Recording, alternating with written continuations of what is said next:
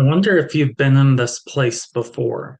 You are right on the verge of a breakthrough, but then you procrastinate, doubt yourself, or even create chaos that totally derails your progress. That is not you being lazy or having bad luck. There's actually a very spiritual reason for this. And it is a very hidden reason that you sabotage yourself right when you're about to have massive success. In this video here today, I'm going to unravel and reveal the reason why this happens and how to stop doing that. Self-sabotage is when your subconscious mind, which is programmed by past traumas, limiting beliefs, ancestral wounds, perceives that success is a threat in some way because of these stored programs. It perceives it as a threat instead of a reward. On a deep level, your energy field may still be identifying with these old stories that you had about yourself from earlier times in life. Like, I'm not worthy of this. I'm not good enough. Something's wrong with me. I don't belong here. Do any of those sound familiar? Or do you have unhealed programs and patterns in your subconscious that equate safety with playing small? That equates success with danger in some way. So when you are really, really close to that breakthrough, what happens is the subconscious programs respond with a like an immune system response would respond to a virus. Those hidden programs pull you back into what is familiar, even if that is a familiar struggle. So maybe it's procrastination, maybe it's chaos getting created, or you just pull back and withdraw because something is telling you it's not safe to proceed. So, what does actually happen here? There's a vibrational mismatch between where you consciously want to be and where you consciously want to go in life and the programs that are stored in your subconscious, in your energy body. Your energy field acts as a archive of all of the times you failed, where you were criticized or you weren't enough in your past. So as soon as you get even close to that success, then all of these things start going off like alarm bells in your system. Self-sabotage is a misguided way of you trying to protect yourself. So your expansion is a mistakenly counted threat to you. This is not because you don't want to succeed. It's actually just because a part of your energy field still feels that it's safer to stay small to than to risk that vulnerability of really shining and succeeding.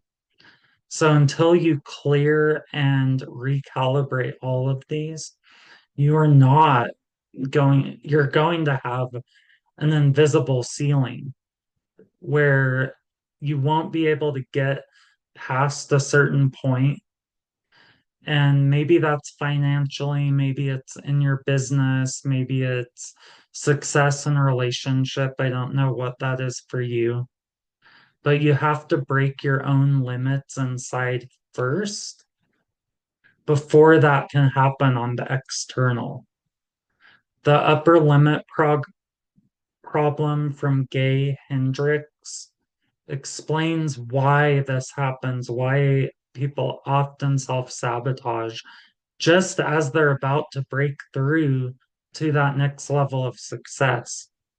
Each of us has this internal thermostat of sorts for how much joy, abundance, success we can tolerate, that we subconsciously believe that we deserve.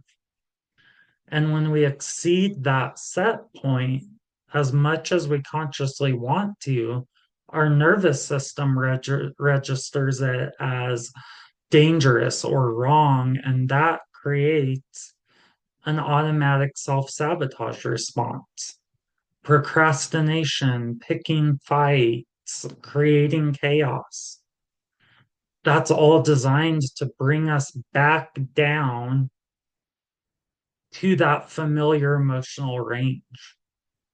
Essentially, you're wired to cling to what's known, even if that is limiting you, because the subconscious would rather have a predictable discomfort than unpredictable expansion.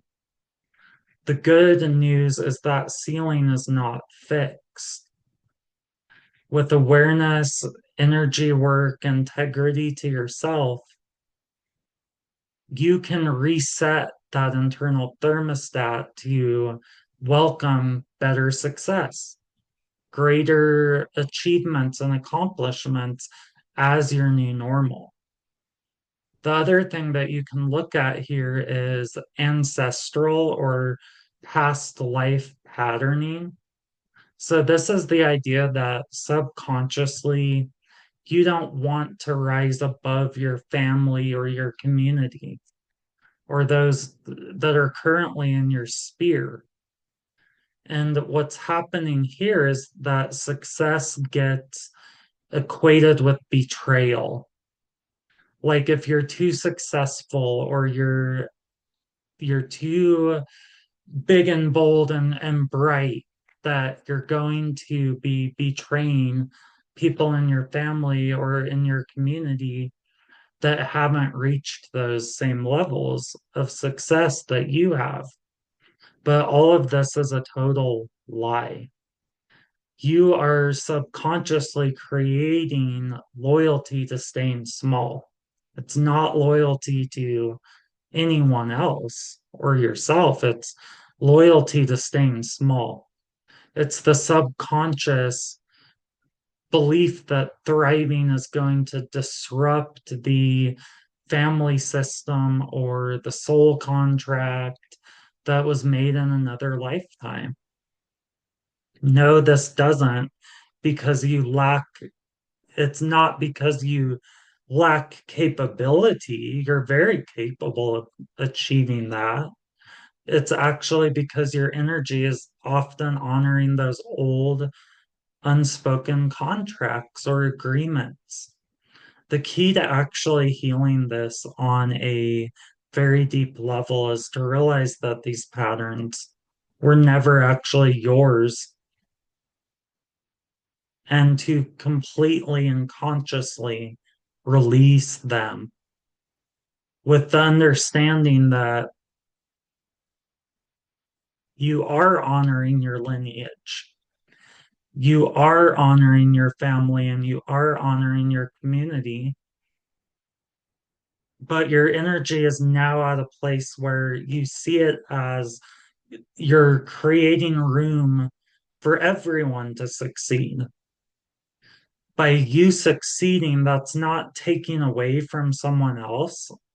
And that change needs to be made at a very deep subconscious level so it can then shift your behavior naturally. Now, the next reason for this is your identity. You've heard a lot of people saying you have to make these changes at a deep identity level. Well, that's what they're talking about. Maybe you're still holding on to this identity that you have to grind or hustle in order to be worthy, that you have to suffer in order to actually succeed. The grind or the hustle becomes your default state. Your conscious mind so desperately wants success, but your subconscious mind is still identifying with that in order to have success, you have to suffer. You have to struggle. You have to have hardship on some level in order to actually authentically, quote, earn success. But that's so not true. Then success feels extremely foreign or even dangerous or fraudulent because you're feeling that dissonance. Then the self sabotage gets created and you spit back into that familiar struggle state.